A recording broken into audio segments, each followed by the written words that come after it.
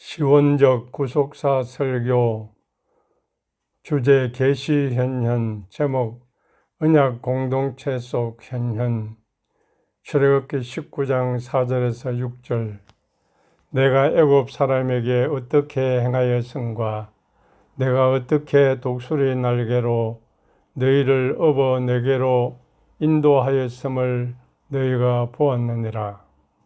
세계가 다 내게 속하였나니 너희가 내 말을 잘 듣고 내 언약을 지키면 너희는 모든 민족 중에서 내 소유가 되겠고 너희가 내게 대하여 제사장 나라가 되며 거룩한 백성이 되리라.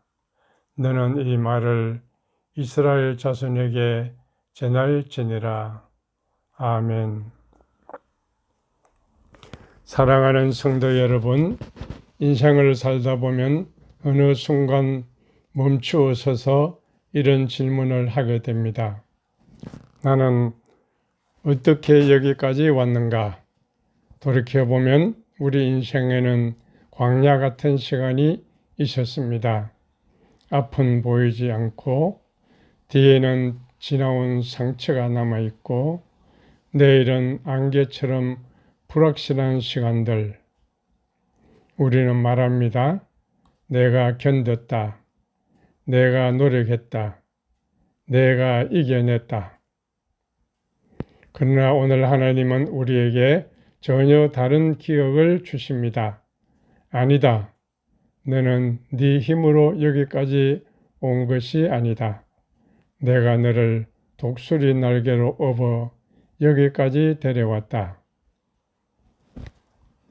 오늘 본문은 단순히 이스라엘의 출애굽 사건을 설명하는 말씀이 아닙니다.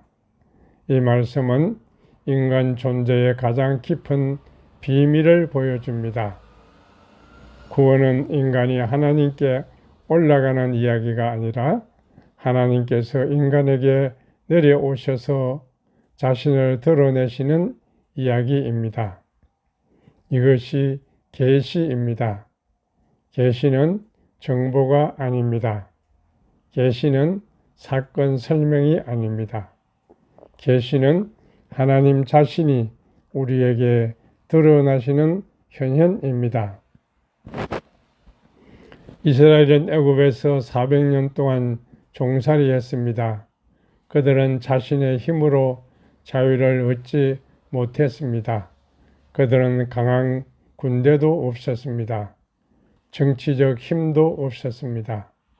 그러나 하나님께서 나타나셨습니다. 10가지 재앙으로, 홍해를 가르시는 능력으로, 구름 기둥과 불기둥으로 하나님은 자신을 드러내셨습니다. 출애굽기 19장 4절에서 하나님은 말씀하십니다. 내가 애굽 사람에게 어떻게 행하였은가? 여기서 반복되는 중심 단어는 내가입니다. 하나님은 말씀하십니다. 너희가 한 것이 아니다. 내가 했다. 내가 구원했다. 내가 업었다. 히브리어 나사는 들어 올리다, 짊어지다, 담당하다라는 의미를 가지고 있습니다. 하나님은 단순히 길을 안내하시는 분이 아닙니다. 하나님은 백성의 무게를 담당하신 분입니다. 이사야 46장 4절에서 하나님은 말씀하십니다. 너희가 노년에 이르기까지 내가 그리하겠고 백발이 되기까지 내가 너희를 품을 것이라. 하나님은 우리를 끌고 가시는 분이 아니라 품고 가시는 분입니다. 사랑하는 성도 여러분, 혹시 지금 광야를 지나고 있습니까? 경제적인 광야, 관계의 광야, 질병의 광야, 믿음의 광야. 그러나 기억하십시오. 광야가 하나님이 없는 장소가 아닙니다. 광야는 하나님이 자신을 드러내시는 장소입니다. 하나님은 시내산에서 이스라엘과 언약을 맺으십니다. 그런데 놀라운 것은 순서입니다. 하나님은 먼저 요구하지 않으셨습니다.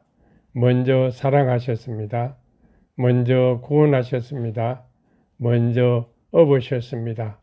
그리고 말씀하십니다. 너희는 내 소유다. 세상은 우리에게 말합니다. 너의 가치는 무엇을 이루었는가에 달려있다. 얼마나 성공했는가, 얼마나 인정받는가. 그러나 하나님은 다르게 말씀하십니다. 너는 나의 것이다. 계획주의 신학자 헤르만 바빙크는 계시를 인간이 만들어낸 종교가 아니라 하나님께서 자신을 인간에게 주시는 은혜라고 설명합니다. 하나님은 단순한 지식을 주시는 분이 아닙니다. 하나님은 자신을 주셨습니다. 칼빈도 하나님의 은혜를 설명하면서 구원의 시작은 인간의 선택이 아니라 하나님의 먼저 찾아오시는 은혜라고 강조했습니다.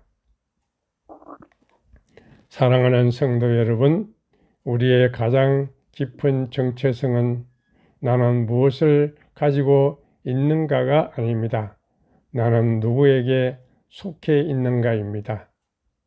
그리고 복음은 선언합니다. 너는 하나님의 것이다.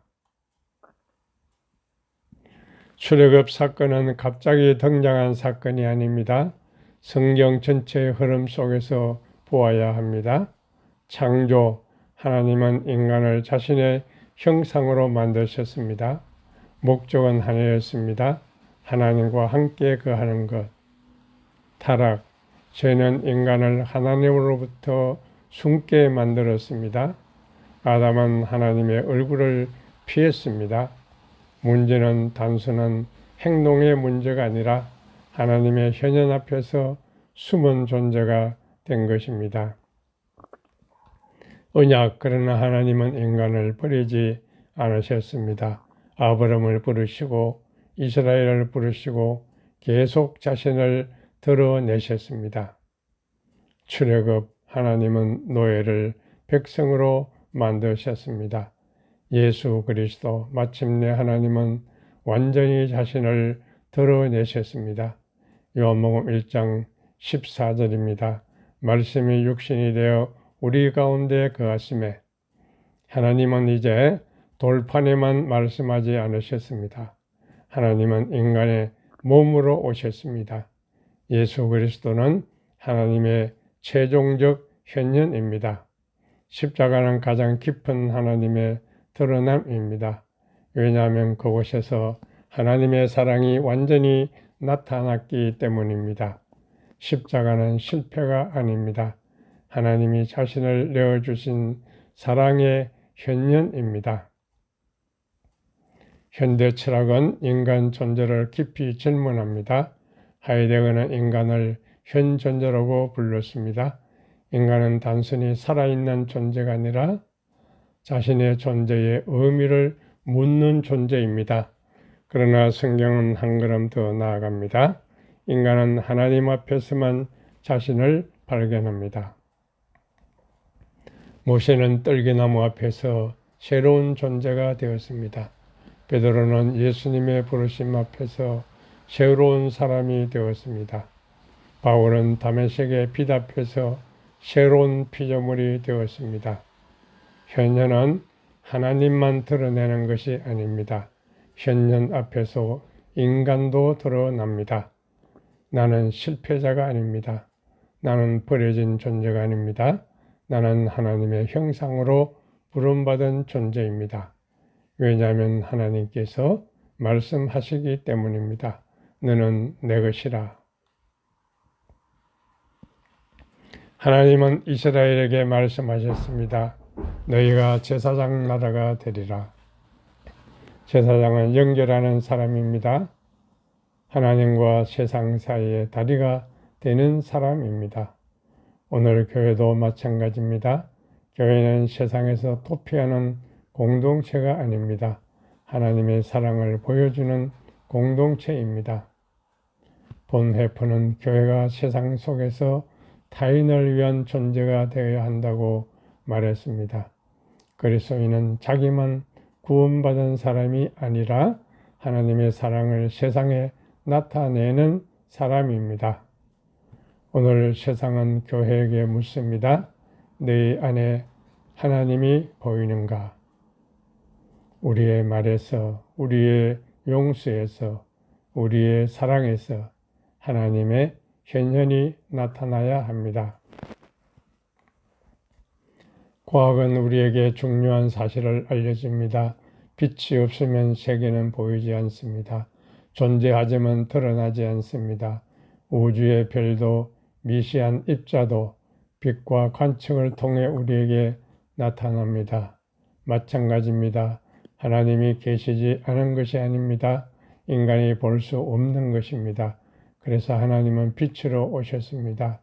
예수 그리스도입니다. 요한복음 8장 12절 나는 세상의 빛이니 나를 따르는 자는 어둠에 다니지 아니하고 생명의 빛을 얻으리라. 그리스도는 하나님을 보게 하는 빛입니다. 사랑하는 성도 여러분, 우리는 자꾸 날려고 합니다. 우리 힘으로 올라가려고 합니다. 그러나 하나님은 말씀하십니다.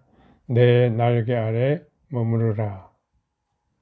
독수리 새끼는 자신의 힘으로 올라가지 않습니다. 어머니의 날개를 신뢰합니다. 믿음이란 무엇입니까? 내 힘을 포기하는 것이 아니라 하나님의 날개를 신뢰하는 것입니다. 오늘 하나님 앞에서 질문하십시오. 나는 무엇을 붙잡고 있는가? 내 능력인가? 내 경험인가? 사람의 인정인가? 아니면 나를 업으시는 하나님의 은혜인가? 출애굽기의 목적은 애굽 탈출이 아니었습니다. 하나님께 가는 것이었습니다. 하나님의 가장 큰 선물은 무엇을 주시는 것이 아니라 자신을 주시는 것입니다. 그래서 계시는 사건이 아닙니다. 계시는 하나님 자신입니다. 그리고 그 현년 앞에서 우리는 새로운 존재가 됩니다. 오늘도 하나님은 말씀하십니다. 내가 너를 업었다. 너는 내 것이다. 너는 나의 거룩한 백성이다. 기도드리겠습니다. 주님, 우리는 우리가 걸어왔다고 생각했습니다. 그러나 돌아보니 당신의 날개 위에 있었습니다. 우리는 우리가 버텼다고 생각했습니다. 그러나 돌아보니 당신의 손이 붙들고 있었습니다. 주님, 숨겨진 하나님을 찾는 사람이 아니라 이미 자신을 드러내신 예수 그리스도를 바라보는 사람이 되게 하소서. 광야에서도 당신의 날개를 보게 하시고 고난에서도 당신의 임재를 경험하게 하시고 세상 속에서 당신의 사랑을 나타내는 제사장 나라가 되게 하소서. 우리의 삶이 하나님의 현현을 비추는 작은 빛이 되게 하소서. 예수 그리스도 이름으로 기도드립니다. 아멘.